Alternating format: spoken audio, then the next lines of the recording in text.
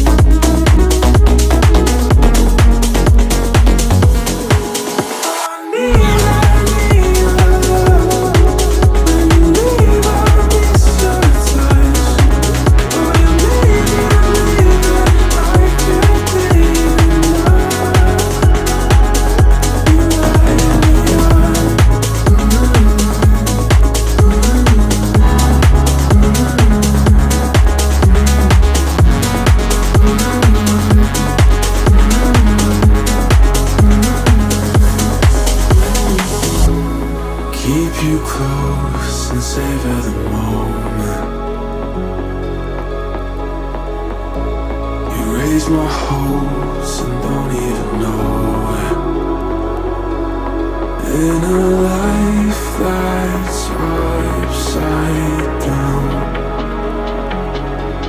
somehow you turn me around. So stay another night, 'cause all we have is time.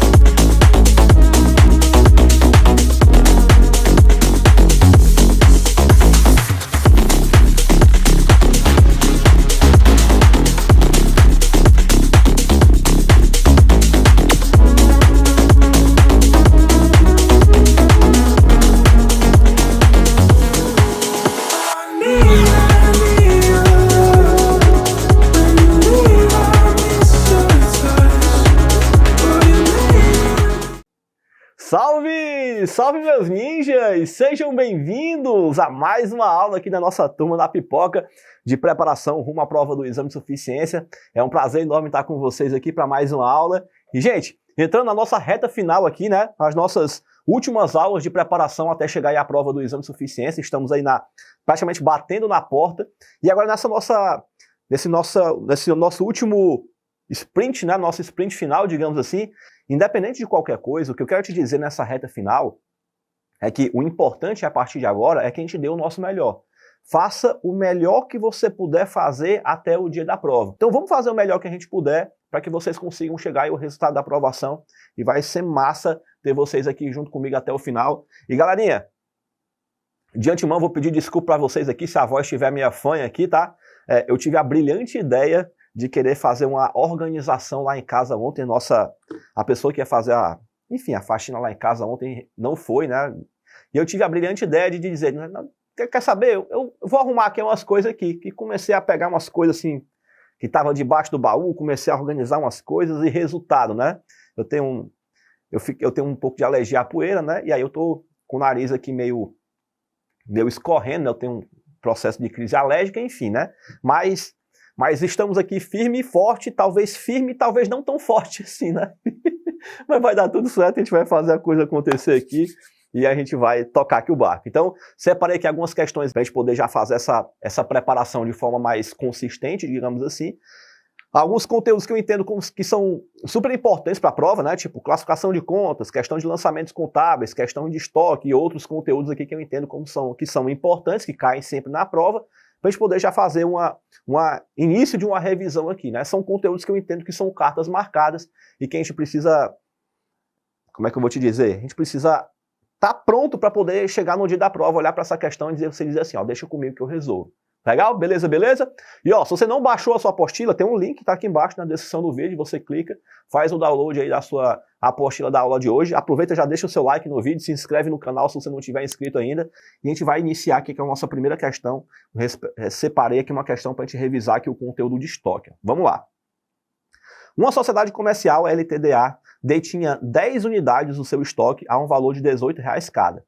No mês seguinte, realizou as seguintes movimentações. Então, ele deu aqui algumas movimentações e no final ele pergunta: essa sociedade utiliza o método PEPS, né, o primeiro que entra, o primeiro que sai, para o controle de estoque. Considerando que essa empresa é tributada na compra e na venda da mercadoria com ICMS, a alíquota de 10%, informe respectivamente o custo da mercadoria vendida e o saldo do estoque final referente a esse mês. Beleza. Gente, lembrando que lá no dia da prova o examinador pode cobrar o método PEPS e ele também pode cobrar o método da média ponderada, né?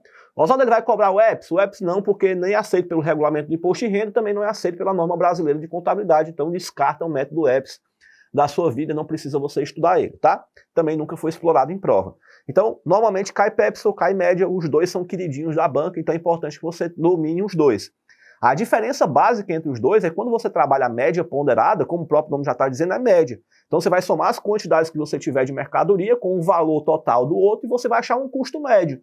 E é com base nesse custo médio que você vai ativar o custo da mercadoria vendida.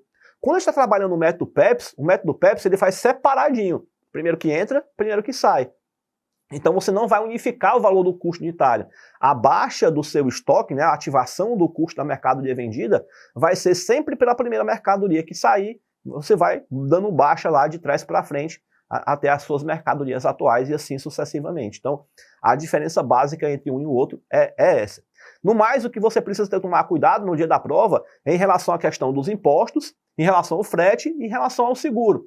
Quando você fala de frete e seguro, o que é que eu tenho que lembrar lá no dia da prova? Se o frete e o seguro for pago pelo comprador, então eu vou incorporar isso no meu custo de aquisição. Se o frete e o seguro for pago pelo vendedor lá do outro lado, para ele lá é despesa, para mim não vai ser nada. Certo? Para ele é despesa, para mim não vai ser nada. Se estiver falando de impostos, aí você tem que tomar cuidado se o imposto é ou não recuperável. Se você comprou uma mercadoria e você pagou o imposto e esse imposto é não recuperável, você incorpora ele no seu custo de aquisição. Se você comprou a mercadoria e tem imposto destacado como recuperável, você vai subtrair do seu custo de aquisição. Então, se você souber isso a grosso modo, são a parte mais importante, digamos assim, você consegue acertar bem uma questão de estoque no dia da prova. Fechado? Então vem para cá, ó, vamos lá. Vamos aqui na nossa questãozinha aqui para a gente poder ver como é que a gente vai fazer aqui a coisa. A gente começou com 10 unidades, e isso aqui valia R$18 cada. Então vamos lá. Então você vai registrar aqui, ó, seu saldo inicial, 10 unidades, R$18 cada. Então você tem um valor aqui de R$180. Legal? Beleza. Segundo, compra de 10 unidades por R$21. Ó. Beleza, comprei mais 10 unidades. Comprei mais 10 unidades. Vamos lá. Perdão, 10 não, né? Desculpa. Comprei 8 unidades e paguei R$22 cada. Beleza, vamos lá. Comprei 8 unidades, paguei R$22 cada. Beleza. Lembrando que a questão está dizendo que tem um ICMS, né, de 10%. Beleza. Então o que é que eu vou fazer aqui, ó? 8 vezes 22 dá quanto? Dá 176. Aí eu tenho que lembrar que 10% de 176 dá quanto? Dá 16,60. Beleza. Então, quando eu vou lá registrar o custo da minha aquisição do meu estoque, né, no caso, vai ser de quanto? Vai ser de 176, ó, 176, menos os 17,60 do ICMS, porque a gente sabe que o ICMS é um imposto recuperável, né?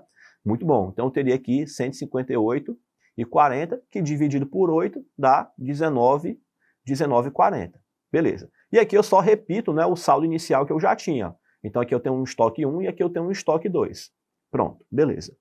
Oswaldo, como é que você sabe que o ICMS é um imposto recuperável? Porque a empresa é uma empresa comercial e, via de regra, nós temos o comércio, o ICMS ele é um imposto recuperável, e na indústria também é um imposto recuperável. Agora, isso aqui em relação ao ICMS, tá? Se a questão destacasse o IPI na operação, aí você teria que saber que o comércio ele é um imposto não recuperável.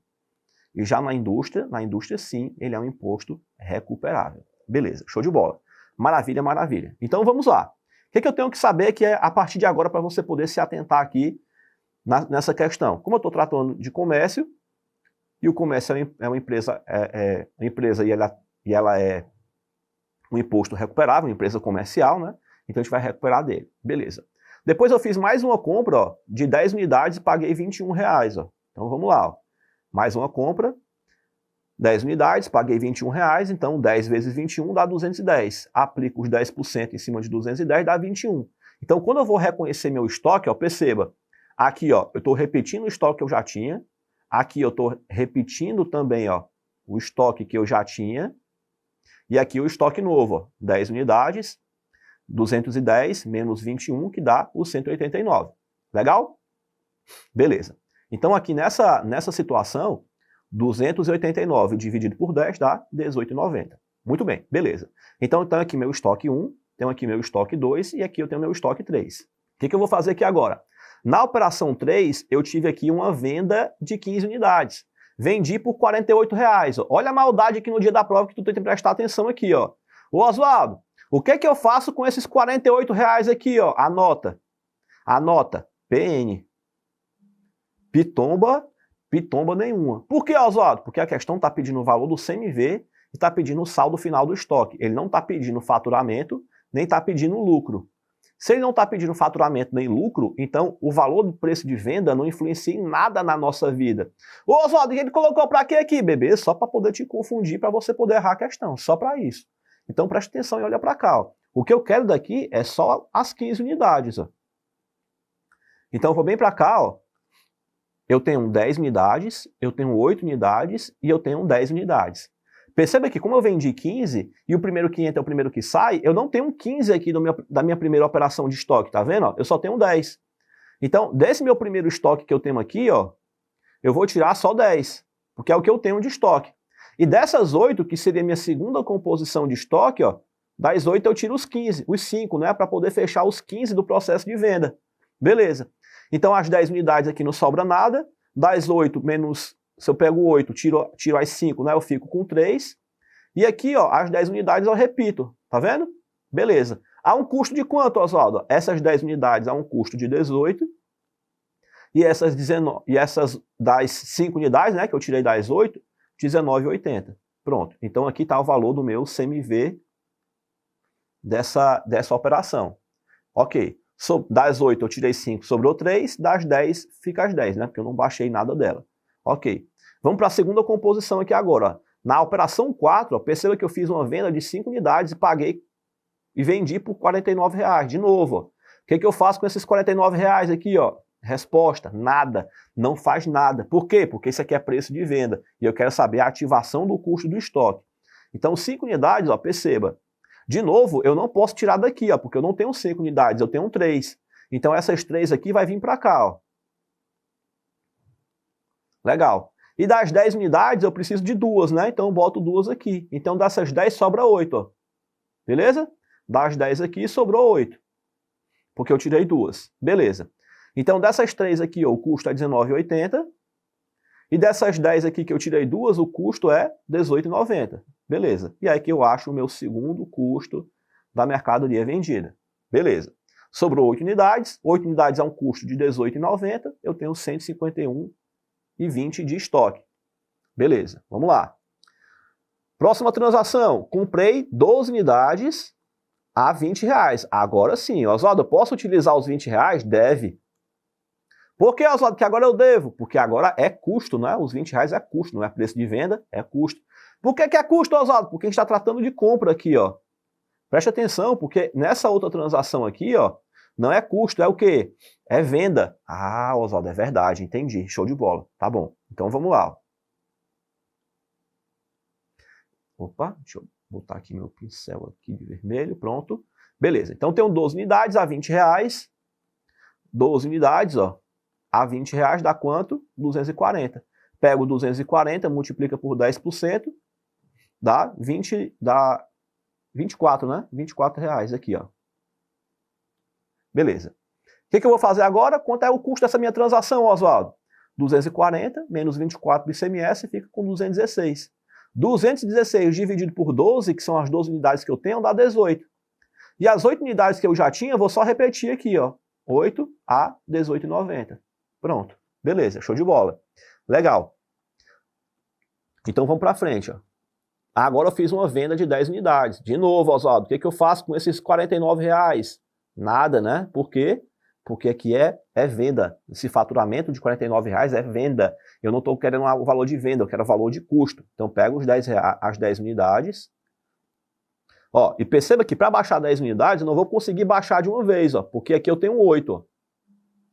Então das 10 aqui eu vou baixar 8. Ó. E das 12 aqui eu só vou baixar 2, que é o complemento para poder fechar as 10, né? Porque não são 10 unidades que eu preciso vender? Beleza. Então o que eu vou fazer agora? Essas 8 tá com R$18,90 e essas 12 aqui tá por R$18. Pronto, beleza.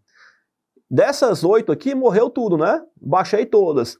Dessas 12 eu tirei 2. Então 12 menos 2 sobrou 10. Beleza. Então 10 é um custo de R$18 que sobra R$180 de estoque, né, na minha transação. Beleza, show de bola. Volta para cá, ó. E no final finalizei com a compra de 4 unidades, ó. Compra de 4 unidades, paguei R$18 por cada uma delas. Então vamos lá, ó. 4 unidades vezes 18 dá 72. Aí eu aplico lá os 10%, né, que dá 7,20. E eu vou ativar meu estoque, ó. Repito as 10 unidades.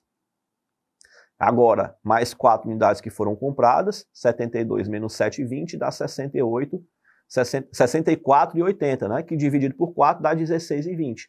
Que seria meu custo unitário aqui dessa transação. Beleza. No final das contas, o que ele quer? Ele quer o valor do CMV e ele quer o valor do estoque final. Beleza, então vamos lá. Ó. O que eu tenho de CMV? 180,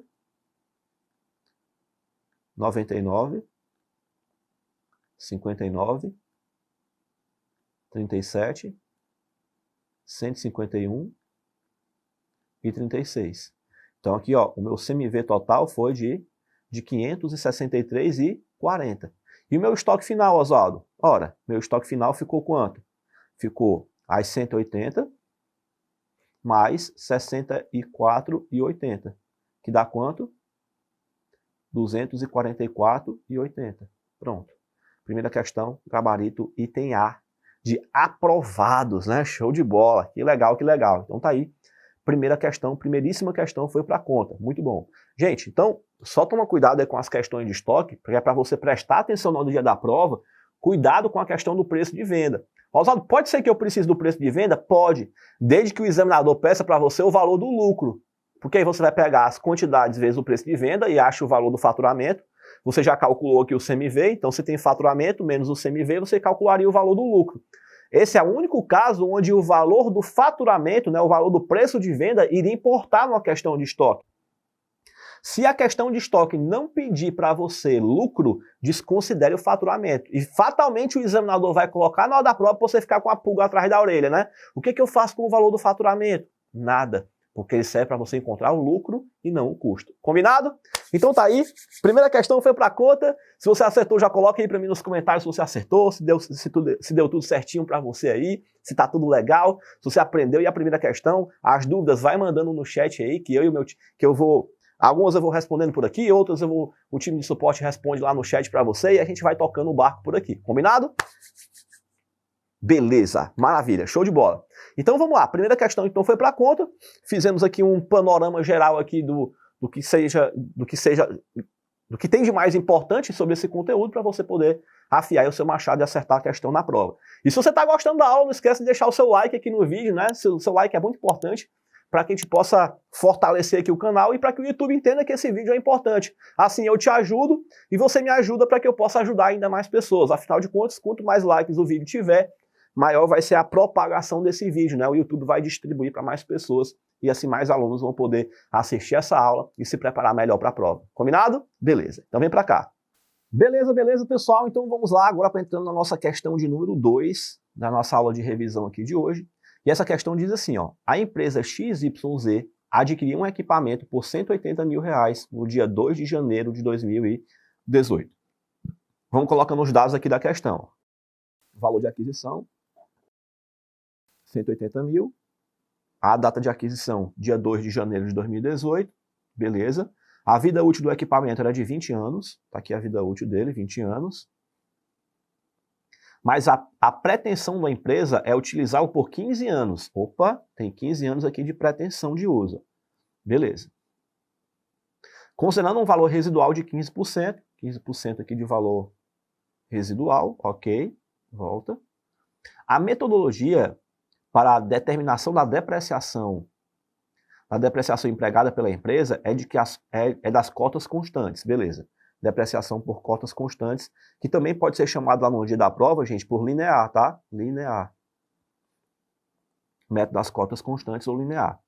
Determine o valor da depreciação anual e o valor contábil líquido do bem no encerramento em 31/12 de 2020, após a contabilização da depreciação do referido ano, respectivamente. Beleza. Então, quero lá em 31/12 de 2020. Beleza. Show de bola. Gente, cuidado aqui, ó. Porque o bem vai durar por 20 anos. Porém, eu pretendo utilizar o bem só por 15. Então, qual é o tempo de vida útil que eu vou utilizar na prova, Oswaldo? É esse aqui de 15, ó.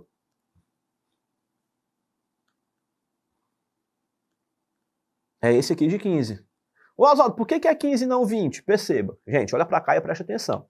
Quando você vai fazer cálculos de depreciação, entenda que tem um tempo que o bem dura e tem um tempo que eu vou utilizar o bem. Então, vamos pegar um exemplo clássico aqui, por exemplo, a Localiza, que é uma grande empresa a nível nacional de locação de veículos. O que ela faz? Ela aluga veículos para, sei lá, pessoas aleatórias, né? Muito bem. Então, suponhamos que a Localiza, estou só chutando aqui aleatório, não sei se esse é um número efetivo, tá? Mas vamos supor que a Localiza decida que todos os carros só vão ficar com ela por 3 anos. Então perceba, um carro dura 3 anos? Não. Um carro pode, sei lá, durar 10, 20, 30 anos, dependendo do dono, né? Se o dono cuidar bem do veículo, ele tende a durar mais tempo, né? Enfim, a discussão aqui não é essa. O objetivo é que você possa entender que um carro tem uma durabilidade muito grande. Mas eu que decido o tempo que eu vou ficar com o carro. Então, se eu localizo, eu estou decidindo que vou ficar com o carro por 3 anos, então 3 anos é meu tempo de vida útil, tá? Então tem o tempo que o bem dura e tem o tempo que o carro vai ficar comigo. O tempo que o carro vai ficar comigo, que o imobilizado vai ficar comigo, é o tempo que a gente vai classificar como vida útil no dia da tua prova. Combinado? Beleza, show de bola. Então vem para cá, ó. Como é que eu faço o cálculo de depreciação, Oswaldo? O valor da depreciação é assim, ó. Depreciação, eu pego o custo de aquisição, menos o valor residual, e a gente divide pela vida útil do bem. Beleza. Quanto é que o bem foi adquirido? Por 180 mil, tá aqui ele, ó. Quanto é que é o valor residual? A questão diz que era 15% do valor do bem, né? 15% de 180 mil dá 27. Então, 27. Beleza.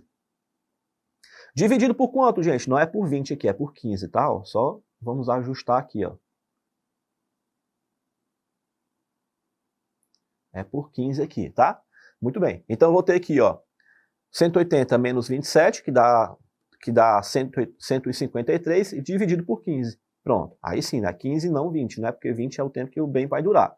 Beleza. Então tem uma depreciação aqui anual de 10.200.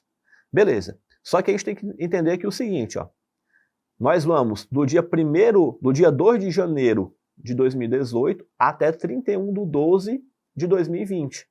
Então nós temos aqui o ano de 2018, 19 e 20. Então eu tenho 3 anos aqui, ó, para poder fazer o cálculo de depreciação. Ora, se 10.200 é a depreciação ao ano, então basta eu multiplicar por 3, que aí eu vou achar o valor de 30.600. Oswaldo, e se ele não pedisse o valor em 3 anos? Se ele pedisse o valor em 2 anos e 4 meses, por exemplo?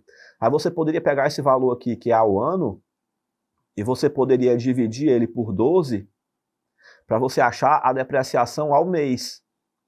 E aí você poderia fazer o proporcional pelo período de tempo que a questão colocar. Então, fique tranquilo quanto a isso. Agora que eu já sei a depreciação acumulada, eu vou achar o valor contábil do bem. O que é o valor contábil do bem, Oswaldo? É o valor de aquisição menos a depreciação acumulada. Ora, quanto é que é o bem? 180 mil. Quanto é a depreciação acumulada? 30.600. Então, quanto é meu valor contábil? 149.400. Beleza. Então, está aqui, ó, 10.200 e 149.400. Esse aqui é o gabarito da nossa questão de número 2. Muito bem, show de bola, maravilha.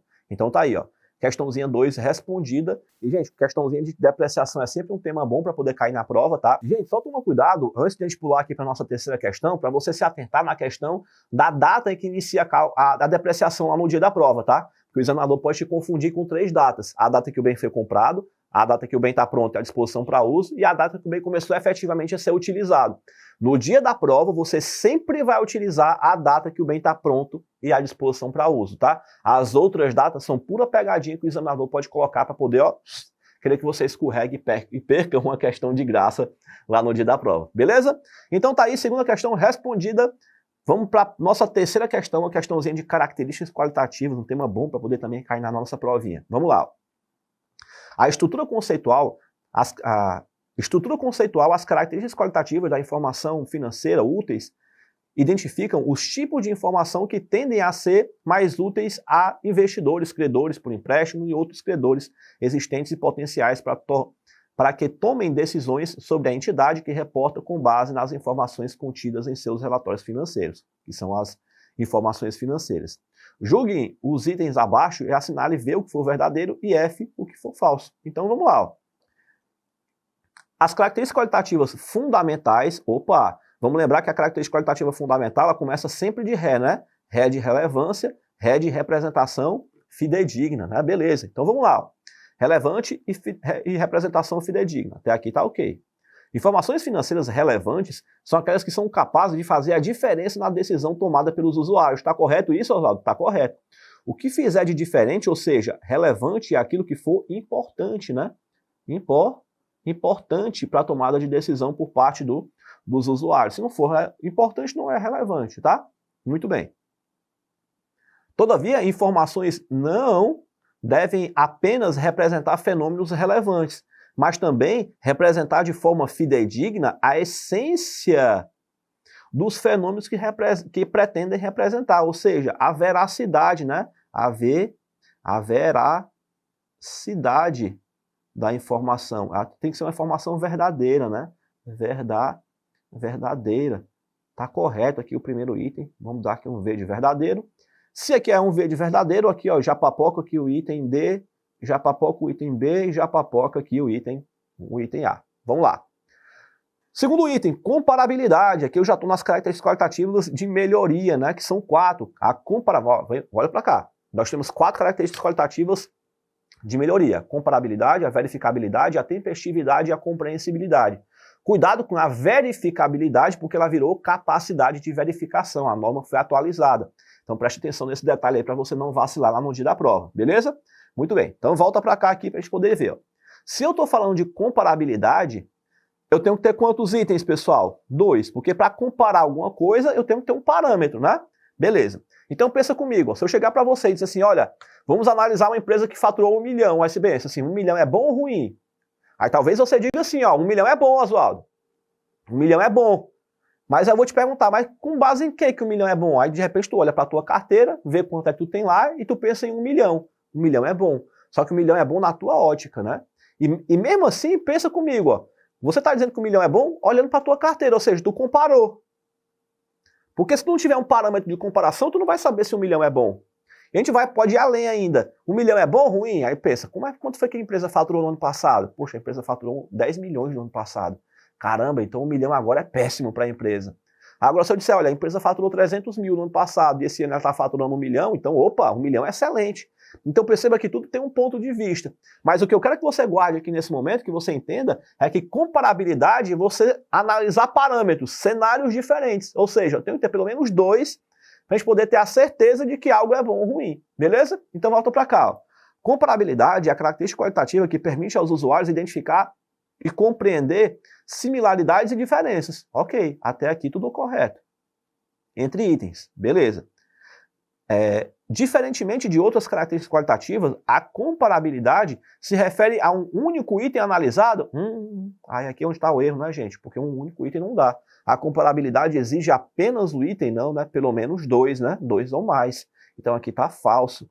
Se o item 2 está falso, ó, eu já papoco aqui, ó, e o item C já é a nossa alternativa correta. Mas vamos continuar aqui para a gente poder entender aqui o restante da questão. Vamos lá, ó. Capacidade de verificação. Opa, tá vendo aqui, ó, que o termo era verificabilidade e agora é capacidade de verificação? Pois é. A capacidade de verificação significa que diferentes observadores bem informados e independentes podem chegar a um consenso, embora não chegue necessariamente a um completo,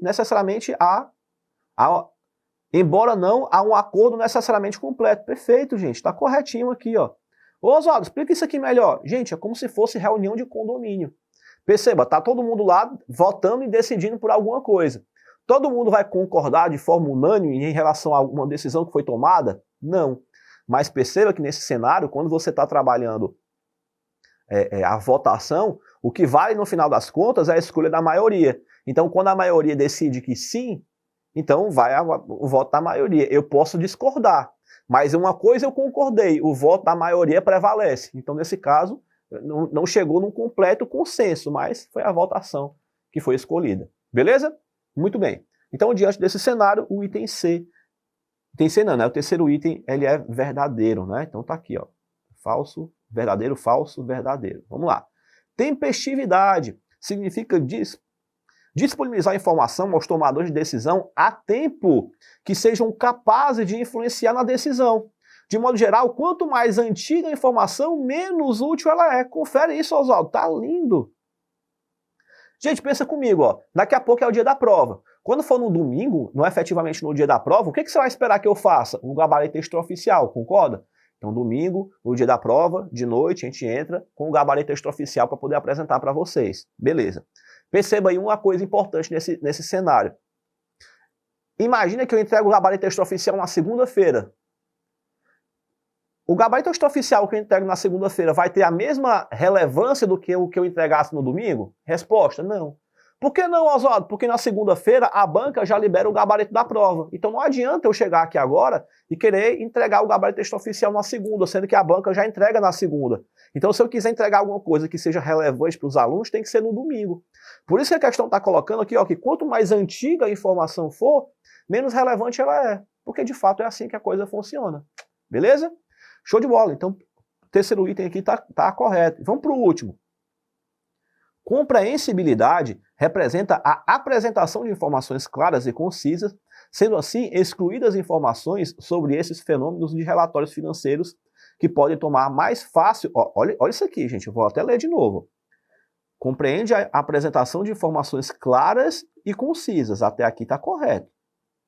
Sendo assim, excluir informações sobre esses fenômenos de relatórios financeiros podem tornar mais fácil a compreensão das informações contidas nesse relatório.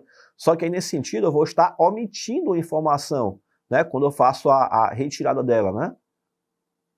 Cadê? Sendo assim, excluir informações desses relatórios vai tornar mais fácil. Só que se eu omitir, eu vou estar faltando com a verdade, né? A compreensão das informações contidas nesse relatório no momento integral da análise. Contudo, esses relatórios seriam completos. Se eu estou excluindo alguma coisa, já não pode ser completo, né? E, portanto, possivelmente compreensíveis. Gente, a própria norma da contabilidade, lá na estrutura conceitual básica, ela trata lá para a gente que a demonstração contábil ela vai ser elaborada partindo do princípio de que o usuário da informação contábil tem um mínimo de discernimento sobre o assunto.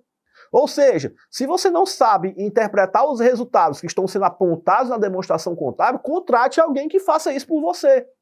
É simples assim, tá? Então, eu não posso excluir uma informação porque ela é de difícil compreensão. Né? Quem analisa a demonstração contábil tem que saber disso. Se você não sabe, peça ajuda para alguém que saiba. É tipo assim, tá? Eu até me lembrei aqui recentemente não, faz um tempo danado, na verdade, né? Mas me veio aqui na minha cabeça aqui agora. Tinha uma novela do Tempo do Ronca, cara, antiga pra caramba. Eu não sou muito de assistir novela, não é nem que eu não gosto, é porque eu não tenho tempo para poder assistir, né? Mas eu me lembro de uma propaganda que passou na TV, falando uma frase que um cara do Rei do Gado falou, né? Lembra da novela do Rei do Gado? Vocês lembram, né? Caraca, né? Antiga pencas, né?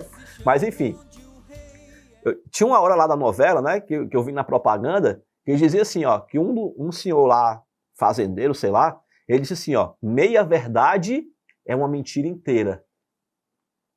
Meia verdade é uma mentira inteira. Ou seja, parte de uma informação não foi dita propositadamente. Então, nessa situação, eu estou diante de quê? De uma mentira, porque eu omiti uma informação, eu faltei com a verdade. Eu deixei de falar alguma coisa que deveria ter sido dita. Então, eu estou mentindo. Então, meia verdade é uma mentira inteira. E aqui do mesmo jeito. Se eu estou excluindo uma parte da informação para poder não dificultar a vida do cara, na verdade, estou dificultando mais ainda, porque se aquela informação ela é relevante, isso vai ou não vai impactar a tomada de decisão por parte do usuário da informação contábil? Resposta, vai. Então aí é onde está o grande detalhe da história. Beleza? Então aqui está F de falso, né? Maravilha, show de bola. Então terceira questão, gabarito, item C. C de casa. Muito bem. Vamos para a nossa quarta questão na nossa aula de hoje. Vamos lá. Os registros contábeis das operações ocorridas em uma entidade geram modificações nos grupos do patrimônio. Considerando a afirmativa, analise as alternativas a seguir. Ele deu aqui uma série de alternativas e no final ele pergunta: é correto afirmar que o pagamento de R$ 5.500 a um fornecedor, sendo R$ 5.000 referente a uma dívida de R$ 500 por atraso, diminui o ativo em 5.500, diminui o passivo em 5.500 e diminui o patrimônio líquido em 5.000? Vamos lá, vamos analisar aqui situação por situação. Se eu tenho um pagamento de R$ 5.500 que eu preciso fazer a um fornecedor, aí a questão está dizendo que 5.000 é referente à dívida e R$ 500 é referente ao atraso do pagamento, ou seja, R$ 500 é juros. Se R$ 500 é juros, isso aqui é uma despesa. E se isso aqui é uma despesa, isso aqui afeta aonde, Oswaldo? O resultado. Beleza. Se afeta o resultado, então o que vai acontecer? Ele vai diminuir o lucro. Ou, de repente, né, pode aumentar o prejuízo. Beleza? Muito bom. Então vamos lá. O que isso vai acarretar? Vai acarretar uma diminuição de R$ 5.500 lá no meu ativo? Isso aqui está correto, Oswaldo? Tá. Porque lá no meu caixa, ou lá no meu banco, esse dinheiro vai sair de todo jeito. Então o ativo vai ser impactado em 5.500. Beleza. Já o passivo vai diminuir em R$5.000, tá certo. Ô Oswaldo, o passivo não vai diminuir 5.500? Não, gente, porque R$500 não é passivo, é juros. Vai ser acrescentado, ó, você tem uma dívida de R$5.000 e você não pagou aquela dívida, a dívida continua sendo R$500, só que agora ela vai ser acrescida de juros no pagamento.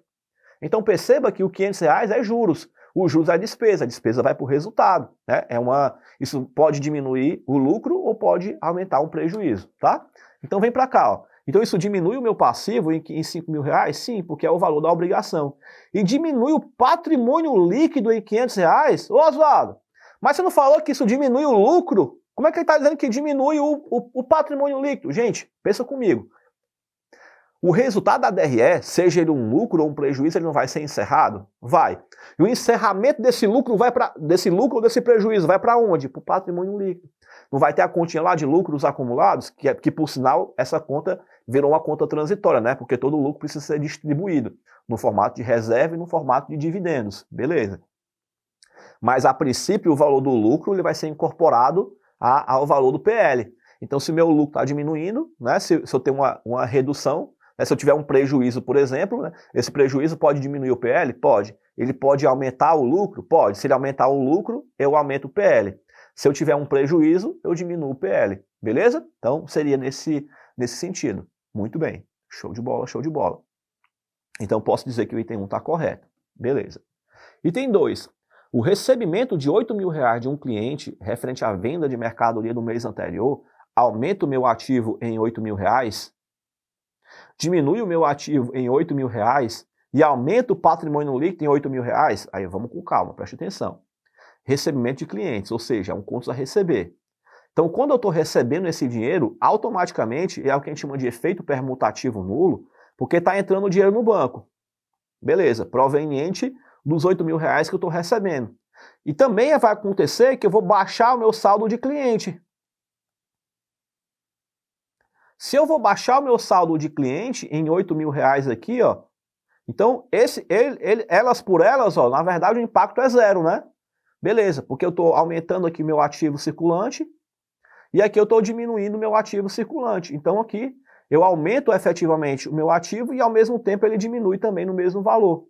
Agora, eu aumento o patrimônio líquido em R$8.000? Aí não. Rosado, por que não? Perceba, se eu estou falando de cliente, eu estou baixando uma conta patrimonial. Perceba, no mês anterior, o que aconteceu? Eu tive uma prestação de serviço ou uma venda de uma mercadoria. Nesse momento onde a mercadoria foi vendida ou o serviço foi prestado, houve o reconhecimento da receita, onde eu debitei o cliente e creditei a minha receita de vendas. Nesse momento eu tenho um aumento do meu valor do patrimônio líquido. Por quê? Porque eu aumento a receita, aumenta o lucro, né? E o lucro aumenta o patrimônio líquido. Porém, o momento que agora não é mais o reconhecimento de receita, é só o recebimento do dinheiro. Então ele não vai afetar em absolutamente nada o patrimônio líquido, porque é meramente uma conta patrimonial, não mexe mais com o resultado. Legal? Então o item 2 está errado. Aqui pegadinha maldosa, né, do item 2. Se o item 2 está errado, aqui eu já papoco o item A, papoca aqui o item C e papoco o item E também. Beleza, show de bola. Vamos para o item 3. A integralização do capital social pelos sócios no valor de R$100.000, sendo R$40.000 em imóveis, 60 mil em imóveis e R$40.000 em moeda corrente, vai aumentar meu ativo em 100 mil? Sim, vai aumentar em 100 mil porque meu ativo aumentou aqui 40 e aumentou 60, né? Então, sim, o meu ativo aumentou em 100. Mas isso vai aumentar o passivo em 40? Mas por que o passivo vai aumentar em 40 se não tem uma obrigação nenhuma? Foi meramente um aporte de capital, não tem o que falar em passivo aqui, não tem obrigação nenhuma aqui, tá? E aumenta o patrimônio líquido no valor de 60 mil? 60 mil não, né, gente? Vai aumentar em quanto? Vai aumentar em 100. Por que 100, Oswaldo? Porque é 60 mais 40. Perceba, quando eu faço o aporte de capital, a promessa de integralização, você vai debitar o capital a integralizar e você vai creditar o capital social. Como isso aqui se trata de uma promessa, né? Então aqui eu estou colocando 100, mas perceba, como isso aqui é uma conta retificadora, né? Então tem 100 diminuindo e 100 aumentando. Então o saldo aqui no meu PL é quanto? Zero. A partir do momento que eu faço a integralização do capital, que eu debito aqui o meu ativo circulante, para onde o dinheiro for, né? O item do imobilizado. E eu credito quem aqui agora? Eu credito o capital integralizado. Eu vou baixando da minha promessa de integralização. Então, essa conta aqui que vai sendo baixada. A promessa vai sendo baixada e o capital social vai ficando aqui, né? Então, tem um 100, aí baixa 60, então fica 40 de pendência. Depois eu baixo 40, fica 0 de pendência. Então, aqui no caso, eu vou aumentar o PL em 100 e não em 60. Beleza? Então, o item 3 também tá... O item 3 também está errado. Então, papoca aqui e ficou o item B como sendo a nossa alternativa correta. Beleza. Show de bola, show de bola. Está aí mais uma questãozinha respondida, né, na parte de lançamentos contábeis. Aí, uma questão envolvendo mais uma parte lógica, né? Muito bem. Deixei aqui para vocês também um desenhozinho dos lançamentos, só para título de conhecimento para vocês. Muito bem, vamos então para a nossa questão de número 5. Ela diz assim, ó, uma sociedade empresária criada em janeiro de 2018, quando iniciou suas atividades, apresentou ao fim do ano as seguintes contas com seus respectivos saldos na sua contabilidade após a destinação do resultado. Beleza. A partir dos dados apresentados ao final do ano de 2018, o valor do passivo circulante e do ativo não circulante imobilizado é respectivamente igual a quanto? Então, cuidado, gente, que eu não quero o ativo não circulante todo, tá? Eu quero só a parcela do imobilizado. Preste atenção no dia da prova, para você não errar por besteira lá no dia da prova. Essa aqui é aquela típica questão que você responde, não presta atenção na leitura direito, vai no piloto automático, chega em casa, você bota a mão na testa e diz assim, meu Deus, como é que eu não li isso direito? Meu pai amado do Pepe de socorro, valha Nossa Senhora, varei piquaraquaquá, gente, calma, né? Essa aqui é aquela questão que você precisa ter atenção lá no dia da prova, para você não errar por besteira. Às vezes é só desatenção lá no dia da prova. E questão de classificação de contas, nem abra a boca para poder dizer, meu Deus, classificação de contas, vai cair pelo menos 2 questões de classificação de contas, porque sempre cai no dia da prova. Essa aqui é o tipo da questão que não dá para você abrir a boca e dizer, meu Deus, e agora? Não, porque é uma questão clássica. O examinador adora cobrar classificação de contas no dia da prova, então esteja afiado para acertar essa questão aqui. Vamos lá. Lembrando que eu quero o passivo circulante e o ativo não circulante imobilizado. Então vamos lá. Passivo não circulante, beleza. Então aqui, ó, banco conta movimento, tá fora, né? Esse aqui não vai entrar porque é conta de ativo circulante. Títulos a pagar, opa, títulos a pagar é uma obrigação, então esse aqui ele vai entrar, ó. Imóveis e uso, opa, esse aqui é conta do imobilizado, esse aqui também vai entrar, ó. Ações em tesouraria, opa, esse aqui tá fora, né? R$3.000 é conta de PL. Lembrando que ações em tesouraria é conta retificadora, tá? Beleza. Fornecedores, obrigação, esse aqui a gente soma. Mercadoria para revenda está fora, a conta de estoque, né? Está no ativo circulante. Marcas e patentes. Opa, marcas e patentes está no grupo do ativo não circulante. Só que marcas e patentes é intangível e não é imobilizado. Então esse cara aqui está fora. Capital subscrito é conta de PL, está fora. Adiantamento a fornecedor é conta de ativo, está fora. Imóveis e uso. Opa, conta do imobilizado. Esse aqui a gente soma. Investimento, ó, cuidado, ó, investimento é conta de ativo não circulante, mas é do grupo do investimento, então esse aqui está fora. Reserva legal está fora, conta de PL. Adiantamento recebido de cliente, ó, opa, se é recebido de cliente, é conta de passivo, a gente soma. Depreciação acumulada, opa, cuidado com depreciação acumulada, porque ela é conta retificadora, né? Ou seja, ela vai entrar na nossa composição? Vai, só que ela vai entrar como? Subtraindo, preste atenção aqui, ó. Títulos a receber está fora, conta de ativo circulante. Capital integralizado está fora, conta de PL. Salários a pagar é conta de passivo, uma obrigação. Esse aqui a gente vai somar. Propriedade para investimento está fora, né? Ela é conta, até conta de ativo não circulante, só que ela é do investimento, então está fora. Impostos a recolher, pessoal. Ó, recolher ou a pagar é a mesma coisa, né? Então conta de passivo, soma. E aqui também dividendos a pagar, soma. Reserva está fora, é conta de PL. Depreciação acumulada, de novo, ó, conta retificadora, ó, ela vai entrar, só que ela vai entrar como? Ó, subtraindo, presta atenção. Cliente está fora, conta de ativo circulante. Empréstimo bancário, opa, empréstimo bancário a gente soma, beleza. Legal, então pronto. Agora o que a gente vai fazer? Vai somar o que tiver que somar, subtrair o que tiver que subtrair. Lembrando que a gente tem que separar os grupos de passivo e os grupos de ativo não circulante imobilizado, beleza. Então, pegando o que eu tenho aqui de imobilizado, ó, a gente chega aqui num somatório de 40.200 e minhas contas de passivo 91.600 e 640. E nosso gabarito aqui da questão de número 5, item C de casa. Beleza? Show de bola, está aí mais uma questãozinha respondida. Vamos então para a nossa questão de número 6, ó, nossa última questão aqui da nossa aula de hoje, envolvendo aqui a questão de notas explicativas, um conteúdo aí que eu entendo que seja legal para cair nessa nossa próxima prova. Então vamos lá.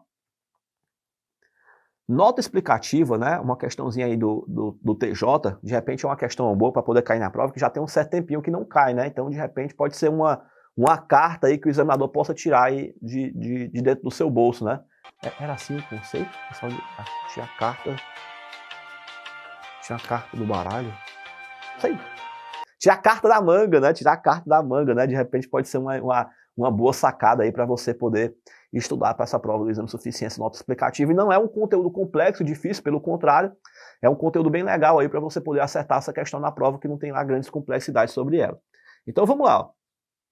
A norma brasileira de contabilidade, NBCTG 26R5, define a base para a apresentação das demonstrações contábeis, estabelecendo as diretrizes para a sua estrutura e os requisitos mínimos para o seu negócio. Com relação à nota explicativa, analisa as afirmativas a seguir e dê valores como verdadeiro ou falso. Ele deu aqui as classificações e ele pergunta: assinale a alternativa que apresenta a sequência correta em relação aos itens que estão sendo classificados de cima para baixo. Então vamos lá, vamos analisar aqui item por item. As notas explicativas devem apresentar informações acerca da base para a elaboração das demonstrações contábeis e as políticas contábeis significativas utilizadas pela empresa. Tá correto isso, Oswaldo? Tá certo.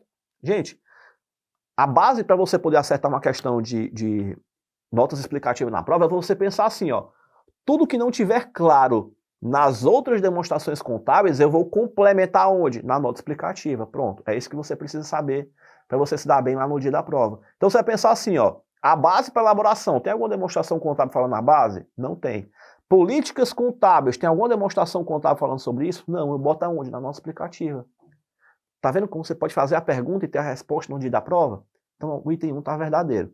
Se o item 1 está verdadeiro, eu já papoco o item E. Eu adoro fazer isso, porque eu já vou matando os itens assim lá no dia da prova. Legal. Vamos para frente. Item 2. Uma política contábil é considerada significativa apenas quando os valores associados a elas forem relevantes. Gente, olha aqui o detalhe no dia da prova. Quando você vê essa palavrinha aqui, ó, apenas, já toma cuidado porque existe uma grande probabilidade de estar errado, né? Apenas, exclusivamente, somente, eita nós, né? Ó, basta ser significativa e já tem que colocar na nossa explicativa. Então assim, ó, cuidado na hora da prova que ele colocou, a política contábil é considerada significativa apenas quando os seus valores associados a elas forem relevantes. A gente tem que lembrar que as informações elas são quantitativas e elas são qualitativas. Então nem toda informação ela é relevante só pelos seus valores. Ela pode ser relevante também pela informação contida nela. Então cuidado aí para você não vacilar. O item 2 tá falso. Esse aqui já é um pouquinho mais difícil, né, para você ter acertado no dia da prova. Mas vamos lá. Item 3.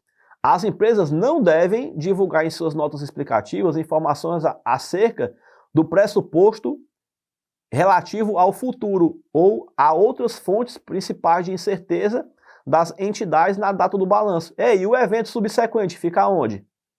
Né? A gente tem que colocar, sim, o evento subsequente.